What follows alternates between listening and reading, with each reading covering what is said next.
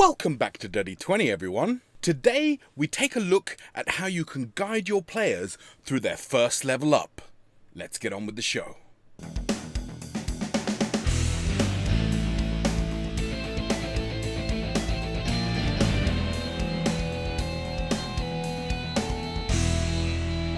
Thanks for joining us, lovely people. Continuing on with our series of firsts, where we try to talk you through some of the hurdles you may encounter as you go through your first campaign. We've already covered our first villain, as well as our first combat encounter, and a bunch of others. I recommend you check those videos out.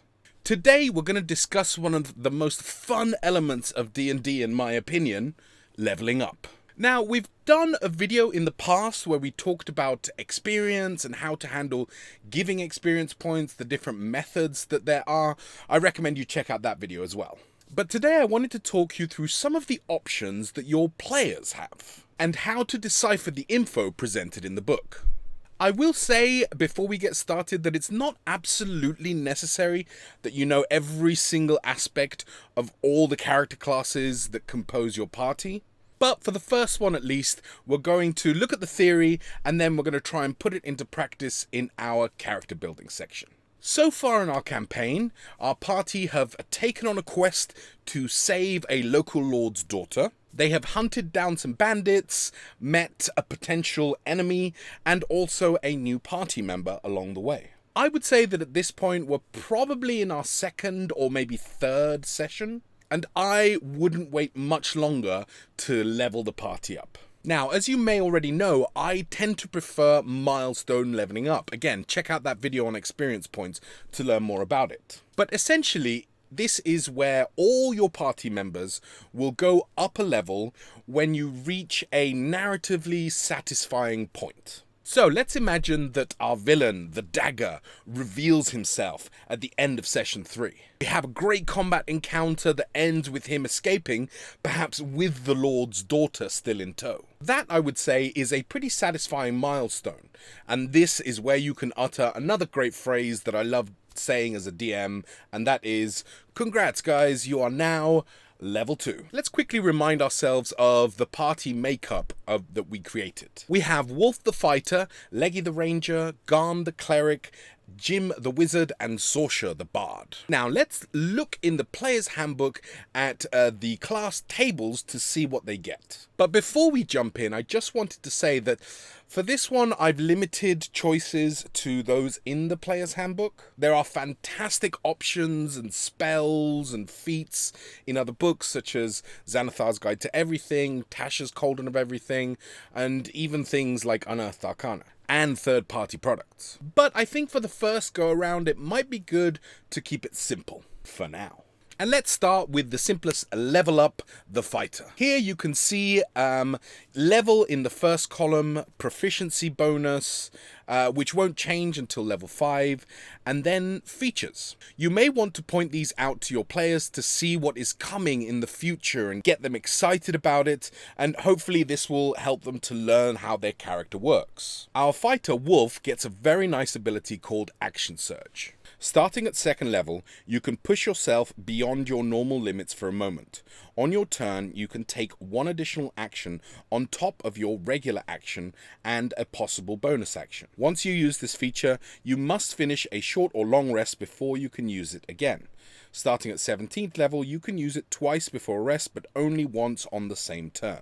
Now this is going to get really nice when the fighter starts getting multiple attacks per action. Now this simplicity in character progression can be appealing to newer characters. It's less to worry about, as you're going to see with what can be confusing when it comes to spells and stuff like that. But for more veteran players, they may start to see the fighter as a less appealing character choice. Moving on to our ranger, Leggy, we see they gain a fighting style and spellcasting. If you look at the columns further to the right, you will see spells known and spell slots per level. Now, it's important to know that there are different types of spell casting. So let's read how it works for the Ranger. By the time you reach second level, you have learned to use the magical essence of nature to cast spells much as a druid does. See chapter 10 for the general rules of spellcasting and chapter 11 for the Ranger spell list. Spells known of first level and higher. You know 2 first level spells of your choice from the Ranger spell list. The spells known column of the Ranger table shows when you learn more Ranger spells of your choice. Each of these spells must be of a level for which you have spell slots. For instance, when you reach 5th level in this class, you can learn 1 spell slot of 1st or 2nd level. Additionally, when you gain levels in this class, you can choose one of the Ranger spells you know and replace it with another spell from the Ranger spell list, which also must be of a level for which you have spell slots. Spellcasting ability. Wisdom is your spellcasting ability for your Ranger spells. Since your magic draws on your attunement to nature, you use your Wisdom whenever a spell refers to your spellcasting ability. In addition, you use your Wisdom modifier when setting the saving throw DC for a Ranger spell you cast and when making an attack roll with one. Spell save DC equals 8 plus your proficiency bonus plus your Wisdom modifier. Spell attack modifier equals your proficiency bonus plus your Wisdom modifier. Spell slots. The Ranger table shows how many spell slots you have to cast your spells of first level and higher. To cast one of these spells, you must expend a slot of the spell's level or higher. You regain all expended spell slots when you finish a long rest. For example, if you know the first level spell Animal Friendship and have a first level and second level spell slot available, you can cast Animal Friendship using either slot. Now, this is where I would say that the flow of the writing in some of the books can be a little bit hard to decipher. But essentially at level 2, Leggy has 2 level 1 spells. He can cast them each once or one of them twice before he needs to take a long rest, so 8 hours, to regain those spell slots. I know, and this is just the beginning. It does get a little bit more complex when it comes to spellcasters and stuff like that, but don't worry, we're here to help. If you have any questions at all, please drop them in the comments down below, and we will try our best to answer any doubts you might have. Back to Leggy, and he gets to choose a fighting style. Now, rather than just read all the fighting styles, stick around for our second section where we do some character building, where we're going to level up all our characters using 5th edition character sheet. And you can see what fighting style we choose for old Leggy. Next up, we have our Cleric Garn. Here you will notice that clerics have cantrips and no spells known. This is because the cleric can choose their spells daily as long as they have the spell slots for them. This is very different to the ranger, who can only change the spells that they've chosen when they level up. Now, we've already chosen some of our favorite cleric spells when we built Garn at level 1, and we also get our Channel Divinity. At second level, you gain the ability to channel divine energy directly from your deity, using that energy to fuel magical effects. You start with 2 such effects: Turn Undead and an effect determined by your domain. Some domains grant you additional effects as you advance in levels, as noted in the domain description. When you use your Channel Divinity, you choose which effect to create. You must then finish a short or long rest to use your Channel Divinity again. Some Channel Divinity effects require saving throws. When using such an effect from this class, the DC equals your Cleric spell save DC. Now, there's a couple of things that you get at higher level, but Turn Undead, we're going to look at this one, and then in the character building section we will look at our choice for our domain, which will give us our other Channel Divinity. But Turn Undead. As an action, you present your holy symbol and speak a prayer censuring the undead. Each undead that can see or hear you within 30 feet of you must make a wisdom saving throw. If the creature fails its saving throw, it is turned for 1 minute or until it takes any damage. A turned creature must spend its turn trying to move as far away from you as it can, and it can't willingly move to a space within 30 feet of you. It also can't take reactions. For its action, it can only use the dash action or try to escape from an effect that prevents it from moving. If there's nowhere to move, the creature can use the dodge action. This is one of the coolest and most thematic cleric abilities in the game. Next up is the wizard, and much like the cleric, you can see their cantrips known, which we picked at first level, as well as a couple of spells. Wizards are different in that they have a spellbook, and learning new spells has more to do with finding them and copying them into their spellbook. We also get an arcane tradition, which we're going to pick in just a bit. And finally, we have our bard, Sorcerer. The Bard is perhaps the most interesting of our character classes. They can be molded and buffed into so many different character concepts. Perhaps the best, most versatile spellcasting class? Maybe? Let us know in the comments down below. But let's focus on the two features we get. Jack of all trades. Starting at 2nd level, you can add half your proficiency bonus rounded down to an ability check you make that doesn't already include your proficiency bonus. Song of Rest. Beginning at 2nd level, you can use soothing music or oration to help revitalize your wounded allies during a short rest. If you or any friendly creatures who can hear your performance regain hit points at the end of the short rest, each of those creatures regains an extra 1d6 hit points. Two very interesting abilities which again make the Bard a really interesting class. Now, before we jump into our character building section, please make sure that you have subscribed if you haven't already, and hit the bell icon in order to be notified of any new videos we release. Okay then guys, so we are starting with 5th edition character sheet, as always, our favorite app for creating our characters, certainly mine. And as you can see, I've created a lot of characters. But we're going to start with our leveling up for our party. And we're going to go with Wolf, our level 1 fighter.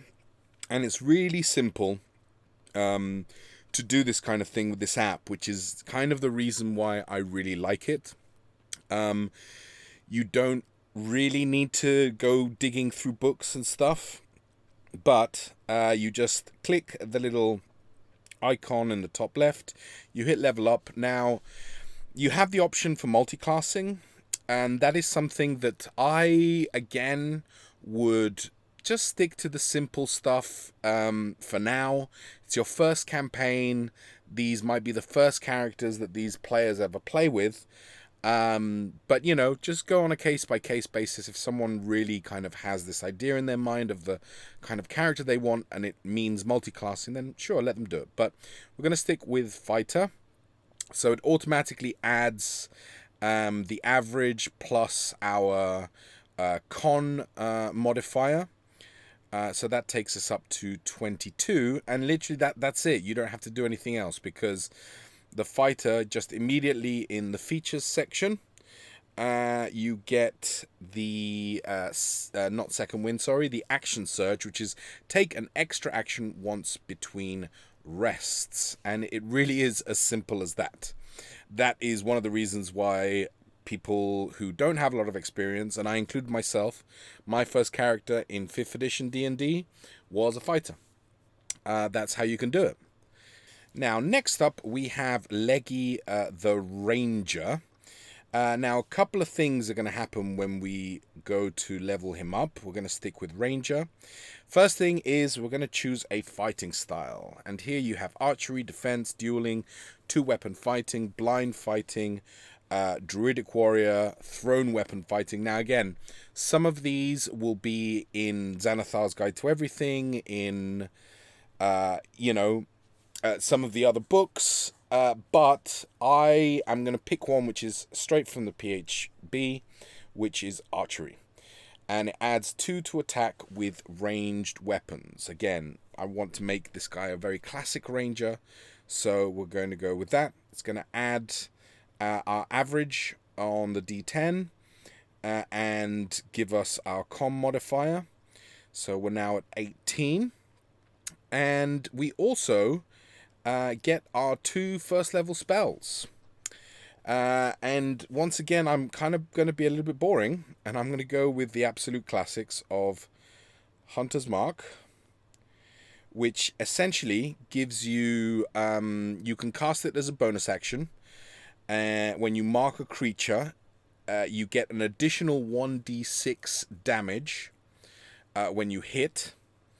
And it's just the real classic. You can also move it once you've killed that creature to another creature with a bonus action.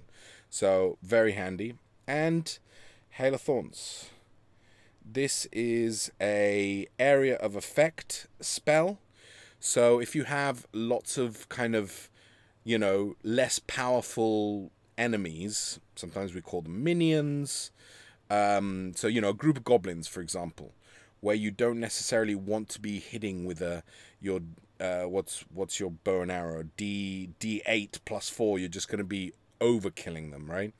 Hail of Thorns is an area of effect. It deals less damage, but it's good to handle those kind of pesky, smaller little critters and get rid of them. And yeah, there we have it. At level 2, we can see here, fighting style, we've gone with archery, +2 to attack with a ranged weapon. So our longbow is now +8. Very nice. You're not going to be missing a lot of shots, basically. Next up is our Cleric, Garn. Who is... Oh, his armor class is so lovely. But let's level him up. We're going to stick with Cleric. And optional restore slot. This is going to be with his spell slots and things like that. I'm just going to decline it for now. Again, want to keep it simple. So we're going to add to our hit points. Again, does it automatically. We're up to 19. And here, because we chose the Domain of Life at first level, Cleric's one of the few that kind of make that choice, we get Turn Undead, obviously, which we talked about, and also from our domain, our Channel Divinity, Preserve Life. Preserve Life. Starting at 2nd level, you can use your Channel Divinity to heal the badly injured. As an action, you present your holy symbol and evoke healing energy that can restore a number of hit points equal to 5 times your Cleric level. Choose any creatures within 30 feet of you and divide those hit points among them. This feature can restore a creature to no more than half of its hit point maximum. You can't use this feature on an undead or a construct. But that is super handy. Again, we're building a healer Cleric, and this just leans really heavily into it. At the minute, it's going to be 10 hit points that you get to distribute amongst whoever's within 30 feet of you. Not a lot, but it could bring, 2-3 people back from the dead if you're getting close to a TPK. So I think it is a great choice. Then we've got Jim, our wizard. And here we're going to get something really quite nice. So we're going to level him up, stick with Wizard, and we get to select our Arcane Tradition, right? We did that at level 1 with our Cleric. We're going to do it with most of our other characters at level 3. But here we get to choose. Now, this is nice because it gives you a little breakdown of the things that each of them kind of focus on. So, Abjuration, specialize in defensive magic. Blade, specialize in blade magic. Conjuration, creation, specialize in creation and summoning. Divination, specialize in knowledge and foresight. Enchantment, specialize in control over others. Evocation, specialize in destructive magic. Gravity, specialize in gravity magic. Illusion, specialize in deceptive magic. Necromancy, specialize in magic control over life and death. Scribe, specialize in scribing and improving your spellbook. Time, specialize in time magic. Transmutation, specialize in reshaping objects and creatures. War magic, specialize in creation and summoning. There's a lot of options there. They all have some really cool stuff. I played a scribe wizard before. That was really fun. I've played evocation wizards before, if you want to go like a classic wizard just blasting everything in sight. But for Jim, I'm going to go with divination magic, and I'm going to show you why now when we read the features and stuff. But let's select that. We're going to add our measly addition to our hit points. Still, is huge, because it means we can maybe survive 2 hits as opposed to just 1. But let's have a look at divination. So, like all of the arcane traditions, it costs half the gold and half the time to copy spells that are from your school. Whenever you look at a spell, you'll see what school it's from. If it belongs to the divination school, you can get it for half the price and half the time to copy it out. Again, wizards, their spell books, it's really cool and very unique to the game. Definitely you need to read up on that. And then you get influence future attack rolls, saves, and checks. C rules. Now this is where, you know, as much as I love 5th edition character sheet, it doesn't explain everything. You don't need it to. That's what the books are for. You're not replacing the books with this app.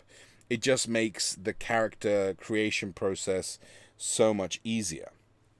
But let's have a look at the School of Divination and what you get at 2nd level. Let's have a little read of the fluff. The counsel of a diviner is sought by royalty and commoners alike, for all seek a clear understanding of the past, present, and future. As a diviner, you strive to part the veils of space, time, and consciousness so that you can see clearly. You work to master spells of discernment, remote viewing, supernatural knowledge, and foresight. So, Divination Savant is what we talked about the cost and time to get new spells, but then you also get Portent. Starting at 2nd level, when you choose this school, glimpses of the future begin to press in on your awareness. When you finish a long rest, roll 2 d20s and record the number rolled.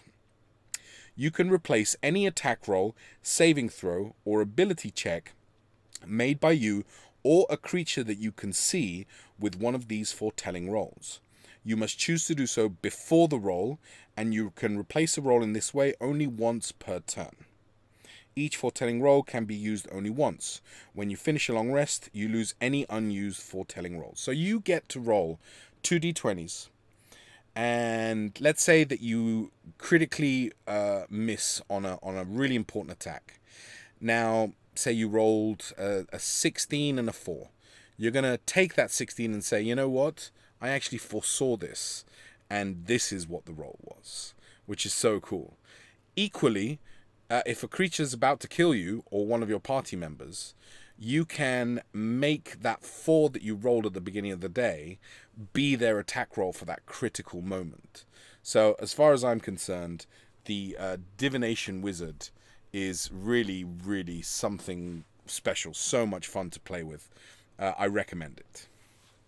Finally, we have Sorsha, our bard, level 1 bard. Now, she joined the party a little bit later.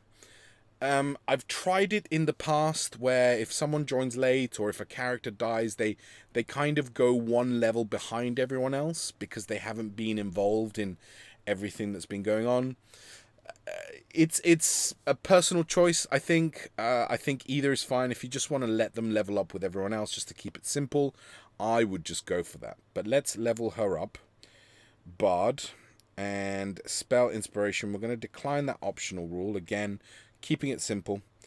We add our hit points and we get another spell, which is nice. And I am going to go with Fairy Fire. Now, this is a great support spell. It basically means that creatures who don't make a dex save, anyone who attacks them has advantage. And it's one of the kind of lowest level ways of dealing with invisible creatures, which can be a nightmare if you come across an invisible creature and you have no way to deal with it. So, yeah, and then we get, obviously, the things that we talked about. Gain half your proficiency bonus on ability checks that you aren't proficient with, so Jack of all trades. And you can perform during a short rest to cause any ally or yourself to gain an additional 1d6 hit points once if healed during the rest. So if they use some of their hit dice, then you can give them an additional d6, which is the Song of Rest. And there we have it. Those are our 4 characters leveled up to level 2. Honestly, it's just such a great, fun thing to do. that get to it as soon as you can is what I would say. Get to level 2 and get to level 3 as soon as you can as well, because that's when things really start to get fun. There we have it, lovely people. Thank you so much for watching. We hope you have gleaned some insight into the character classes we have chosen to focus on. Which one of them do you think would make the best character class to play? Let us know in the comments down below. Like and share with any friends that are starting out as DMs. Have a wonderful rest of your day. And, as always, keep slaying.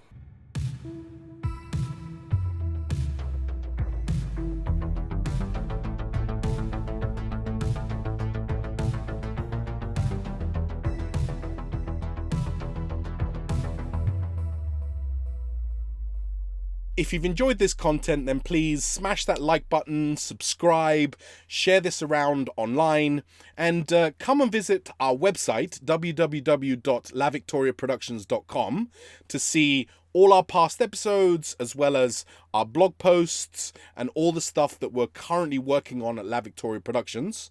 Why not reach out to us and tell us what you think of our videos? You can reach us on Twitter.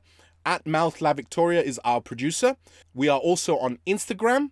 I am Enano LVP, and our producer is Jazzy J Cherot. We're also La Victoria Productions on Facebook and LinkedIn. Come on by and let us know what you think.